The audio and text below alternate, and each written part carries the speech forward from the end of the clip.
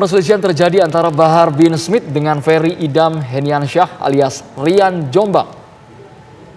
Bahar bin Smith dikabarkan terlibat perselisihan dengan Rian Jombang di Lapas Gunung Sindur, Bogor, Jawa Barat. Perselisihan tersebut dipicu karena masalah utang piutang.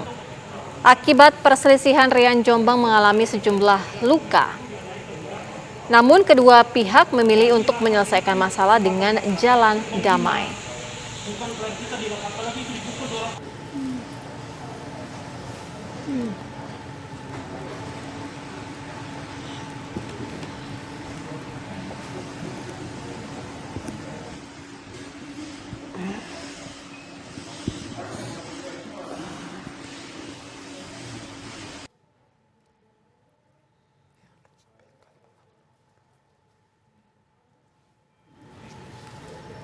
Dan pemirsa, untuk mengetahui bagaimana perselisihan yang terjadi antara Bahar bin Smith dan Ferry Idam Heniansyah alias Rian Jombang, kita sudah tersambung ya, Sira, dengan sekali para pengacaranya ya. Betul, kita sudah tersambung dengan pengacara Bahar bin Smith, Ikhwan Tuan Kota, dan juga pengacara Rian Jombang, Kasman Sangaji. Selamat sore Bapak-Bapak.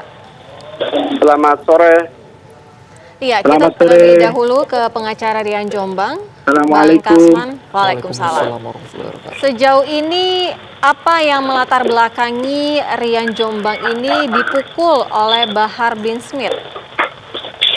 Ya, memang pada dasarnya sih sebenarnya masalah ini tidak bisa keluar sebenarnya ya, karena memang di dalam itu saya mendapatkan keterangan dari Rian awalnya dari beberapa bulan yang lalu itu bahwa Habib Bahar ini sering minjam uang kepada Rian ya, bertahap tapi cuman beberapa kali ditagih, namun belum ada juga hasilnya.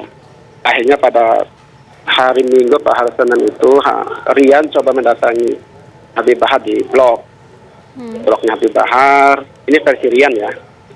Dan di sana Rian melihat ada uang Habib Bahar yang disimpan di atas meja. Rian karena kesal melihat uang kok ditagih tapi nggak ada, tapi ada uang. Lalu mengambil uangnya, dibungkus pakai plastik, lalu dibuang tempat sampah. Gitu. Di beberapa saat kemudian Habib Bahar menanyakan, akhirnya terjadi cekcok ringan ya, tidak ada pemukulan, tidak ada itu. Dan selesai sebenarnya urusan itu. Ya, persoalan uang Habib Bahar juga sudah dikembalikan, tidak ada lagi masalah. Namun besoknya Rian waktu mau berangkat sholat zuhur ke masjid dipanggil oleh petugas, informasinya petugas untuk ke depan. Nah, di tengah jalan itulah dicegat oleh Habib Bahar, lalu dianiaya. Kalau buat saya sih katakan penganiayaan ya, karena memang tidak ada perlawanan atau tidak ada perlawanan seimbang antara berdua. Tapi Rian memilih diam, memilih terima aja apa yang diberikan oleh Habib Bahar. Karena memang Rian katanya, saya tidak mau melawan Pak, saya sadar saya tidak mau melawan, saya tidak mau bikin kisruh di dalam lapas. Saya berusaha baik, selama ini saya bertindak baik, bersikap baik, membantu lapas, ikut aktivitas apa yang disampaikan oleh lapas. Nah, cuman kan buat kami ini kan udah keterlaluan ya. Kalau memang memberikan pelajaran ataupun hukuman, tidak separah itu buat kami. Karena memang saya melihat langsung kondisi Rian pada hari Selasa tanggal 17 Agustus kemarin saya datangi. Ketika saya dapat kabar, saya datang langsung ke sana.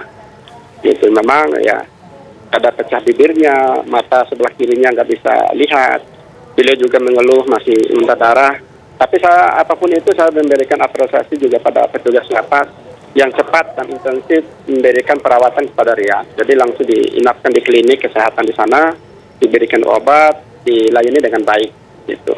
Baik, itu versi dari Rian Jombang. Lalu bagaimana dengan Bang Ikhwan Tuan Kota? Apakah memang ini karena kekesalan uangnya sempat diambil kemudian dikembalikan, duduk persoalan utang piutang, atau bagaimana Bang Ikhwan kalau versi Bahar bin Smith? Terima kasih waktunya. Jadi kalau dari kami, terus terang kami mengetahui permasalahan ini baru semalam. Saya langsung ke Lapas Gunung Sindur untuk kemudian bertabayun ya, mengklarifikasi permasalahan yang ada. Dan pada saat itu kami ditemui langsung oleh Kalapas dan KPLP, dan sambutan beliau luar biasa dan menjelaskan bahwa permasalahan ini menurut beliau sudah dianggap selesai. Karena diselesaikan dengan internal di Lapas Gunung Sindurnya. Sehingga ya kami pikir karena sudah ada kesepakatan kedua belah pihak dan sudah ada perdamaian di antara pihak-pihak, ya kami menganggap bahwa permasalahan ini sudah selesai begitu. Mungkin intinya itu aja yang bisa saya sampaikan. Pak Ikhwan, artinya untuk utang piutang sendiri seperti apa? Apakah sudah diselesaikan dengan membayarnya atau seperti apa?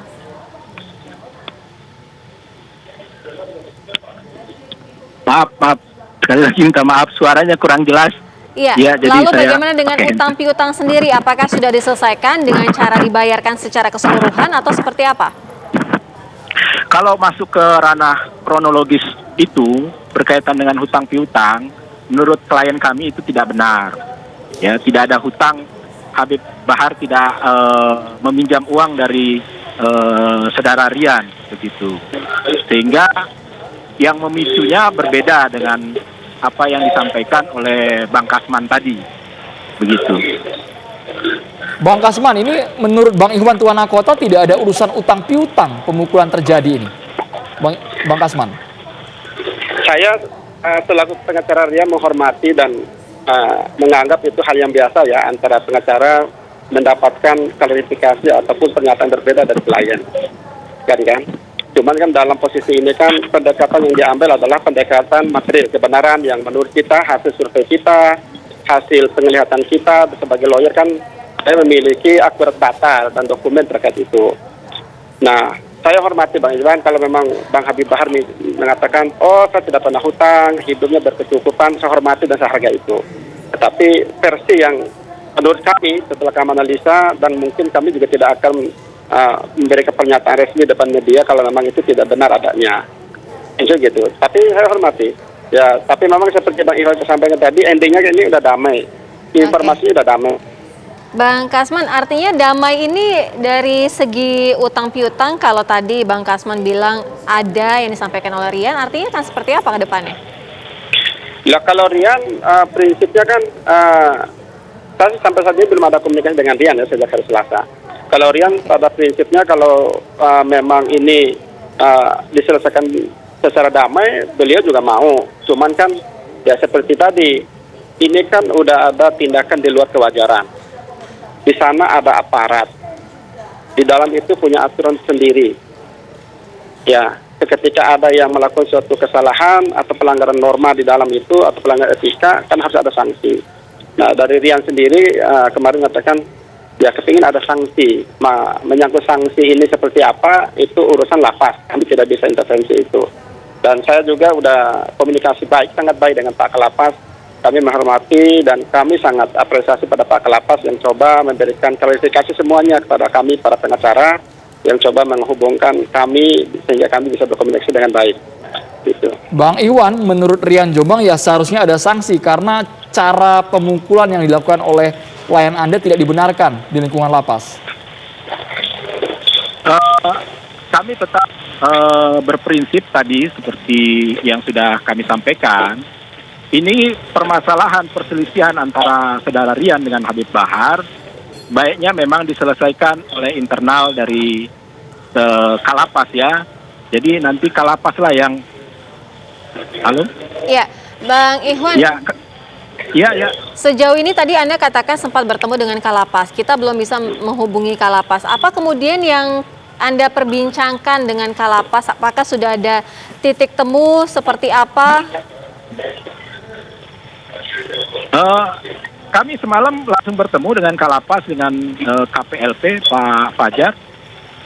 Banyak pembicaraan yang kita lakukan, diantaranya berkaitan dengan upaya-upaya Kalapas untuk mendisiplinkan para narapidana ya, dan memang prosesnya itu berawal dari beberapa hari yang lalu gitu. Jadi dari hari Sabtu, hari Senin, kemudian hari Rabu itu. Jadi proses sudah berjalan dan Kalapas sudah maksimal juga mendampingkan kedua belah pihak. Bahkan melalui rilisnya Kalapas juga sampaikan bahwa permasalahan ini memang sudah diselesaikan secara internal dan baik-baik oleh kedua belah pihak. Bang Iwan. Itu yang intinya dari pertemuan itu. Bang Iwan, kami ingin tahu, ini klien Anda, kalau memang tadi Bang Kasman mengatakan punya bukti, tersangkut utang piutang, uangnya digunakan untuk apa di dalam lapas ini, Bang Iwan? Sehingga bisa sampai emosi banget itu. Kalau ya kita belum tahu ya permasalahan pastinya, karena saya juga belum banyak bicara dengan klien saya, dan klien saya juga belum menceritakan kronologis pastinya permasalahan ini, jadi saya juga tidak bisa terlalu banyak komentar dalam proses ini. Tapi yang jelas setelah ini nanti kita akan coba koordinasi dengan Habib Bahar, kita akan mempertanyakan itu dan mencari kronologis sesungguhnya versi kami begitu. Itu aja mungkin. Baik, kalau untuk Bang Kasman, apakah cukup permintaan maaf, kemudian jalur damai, atau nanti tetap harus diusut tuntas? Karena klien Anda sudah jadi korban kan, sudah tadi mata, kemudian bagian bibir juga terluka. Iya. Kalau dari kami sih tergantung dari klien kami ya, karena memang saya komunikasi terakhir dengan Rian itu di hari Selasa. Cuman pada hari Selasa itu memang Rian meminta kami untuk mengusut tuntas persoalan ini sejauh mana kekerasan itu bisa diutus. Tapi memang ketika itu tidak diakui ya, kalau memang dari pihak Habib Bahar sendiri yang kami hormati juga sebenarnya tidak mengakui perbuatan itu. Tapi sepanjang itu diakui, sepanjang itu mendapatkan klarifikasi, menyampaikan permintaan maaf, karena gimana pun kalian kami ini kan punya keluarga besar, punya hak asasi manusia juga, gitu. Tapi sepanjang kalau memang ada perdamaian, informasi ada perdamaian, cuma saya belum tahu.